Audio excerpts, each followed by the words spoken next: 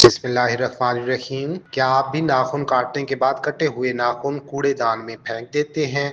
अगर ऐसा है तो आज से इन नाखूनों को जमा करना शुरू कर दें, क्योंकि मुस्तकबिल में ये नाखून आपकी माली मुश्किलात दूर करने में मददगार साबित हो सकते हैं। गैर मुल्की मीडिया रिपोर्ट्स में चीन की मकामी अद्वियात का हवाला देते हुए कहा गया है कि कटे हुए नाखून बच्चों में पेट और टॉन्सिल्स जैसी बीमारियों के इलाज के तौर पर चीन में मकामी सतह पर तैयार की जाने वाली अद्वियात का एक अहम जुज़्व है। यही वजह है कि चीन में मकामी अद्वियात तैयार करने वाली कंपनियां स्कूलों और देहातों से मुबैना तौर पर इन कटे हुए नाखूनों को खरीद लेती हैं और फिर इन नाखूनों को अच्छी तरह से धोकर इनका बारीक पाउडर बनाया जाता है और फिर ये पाउडर अद्वियात की तैयारी में इस्तेमाल होता है। रिपोर्ट के मुताबिक एक बालिग इंसान के जिस्म पर सालाना औसतन तकरीबन 100 ग्राम नाखून उगते हैं। नाखूनों के उगने की ये कम तादाद इन कटे हुए नाखूनों की कीमत ज्यादा होने की वजह है। चीनी मीडिया के मुताबिक एक चीनी खातून अपने कटे हुए नाखून $21 फी किलोग्राम की कीमत पर फरोख्त कर रही है। खातून का बताना है कि वो पैसों की वजह से बचपन ही से नाखून काटने के बाद इन नाखूनों को